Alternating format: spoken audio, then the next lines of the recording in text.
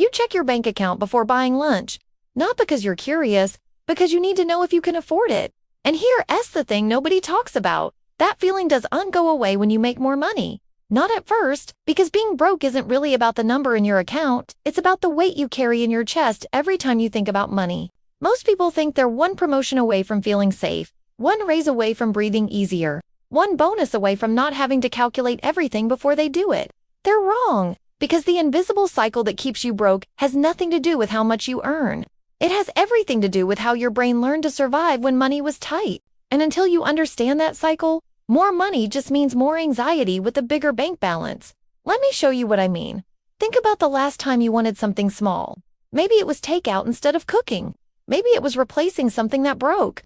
Maybe it was just saying yes when someone invited you somewhere. Before you decided, you did math. Not on paper, in your head. Instant calculations about what's left this week, what's coming up, whether you can really afford it right now. That math happens so fast, you barely notice it anymore. That's not budgeting. That's survival mode. And your brain has been running that program for so long, it doesn't know how to turn it off. Here's what most financial advice gets wrong. They tell you to save more, spend less, make better choices. As if you don't already know that. As if the problem is information. But you're not broke because you don't understand money. You re-broke because your entire relationship with money was built during a time when you didn't have enough. And that version of you, the one who learned to be afraid of unexpected expenses, who learned to say no to things you wanted, who learned that money disappears faster than it arrives, that version is still making your decisions. Even when the numbers change, there's a moment in your financial life that nobody prepares you for. It's not when you get rich. It's not even when you hit some specific number in your savings. It's when money stops hurting. When you can buy groceries without calculating. When car maintenance is annoying but not devastating. When you can handle a problem without it becoming a crisis. Most people never reach that moment. Not because they can't earn enough, but because they never built the foundation that makes it possible. Let me tell you what that foundation actually is. It's not a specific amount. It's not about making six figures or having some arbitrary number saved. It's about reaching the point where your brain can finally stop running survival calculations every time money moves. For some people, that might happen with 3 months of expenses saved. For others, it might take 6 months or more. The number matters less than the feeling. The feeling of having enough space between you and disaster that you can finally think about tomorrow instead of just surviving today. That's the invisible line. And crossing it changes everything. Because here's what happens on the other side of that line. Your brain shifts. Not all at once.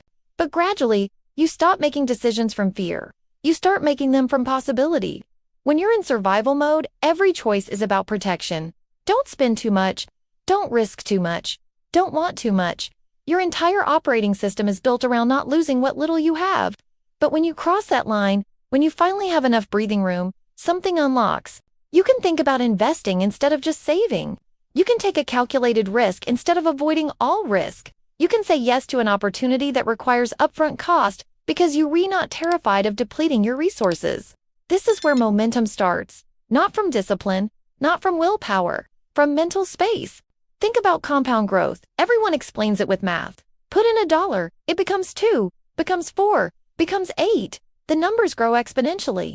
But nobody talks about the psychological compound effect. The way having a little bit of security makes it easier to build more security. The way not living in fear makes better decisions possible. The way those better decisions create more space, which creates even better decisions, which creates more space. That's the real compounding.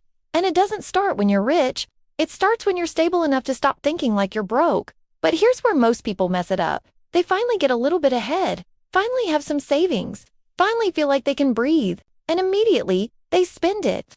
Not on something reckless, usually on something that feels justified, a nicer place, a better car, clothes that don't feel like compromises, things that match the life they think they should have now that they're doing better, and just like that, they're back in survival mode. Different numbers, same weight. Because they confuse the foundation with the reward. They hit the invisible line and immediately stepped back over it, back into the cycle where money controls them instead of the other way around. The foundation isn't meant to be spent, it's meant to be protected. Because it's not really money, it's freedom. It's the difference between reacting and choosing, between being pushed around by circumstances and being able to shape your own path. Most people never learn this. They spend their whole lives chasing comfort, not realizing that real comfort comes from the security they keep giving up in exchange for temporary upgrades. Here's the truth that took me too long to understand.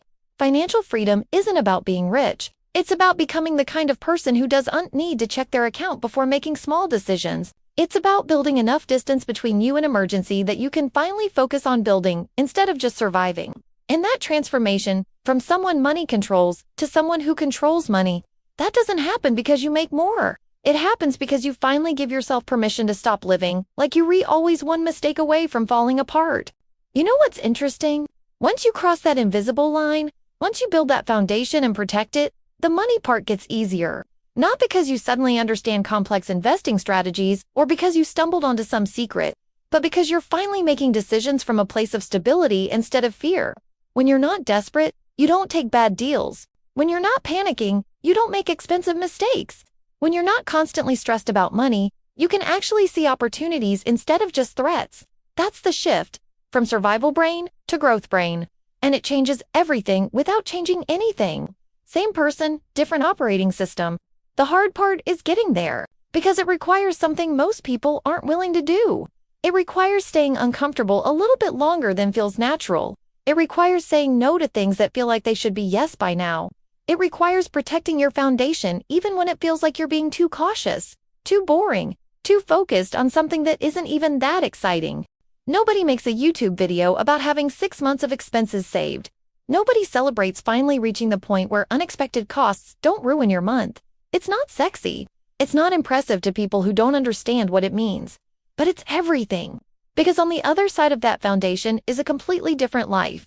Not because of what you have, because of who you become when you're not operating from fear anymore. Most people stay broke their whole lives. Not because they don't earn enough, but because they never protected the moment when they stopped being broke.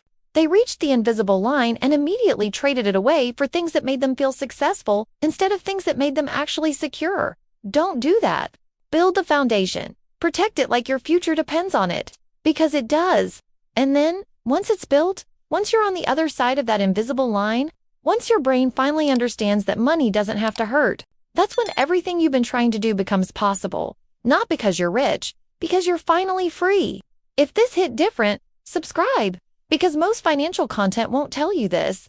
They'll sell you courses and strategies and systems, but the real shift happens in your head, not your spreadsheet.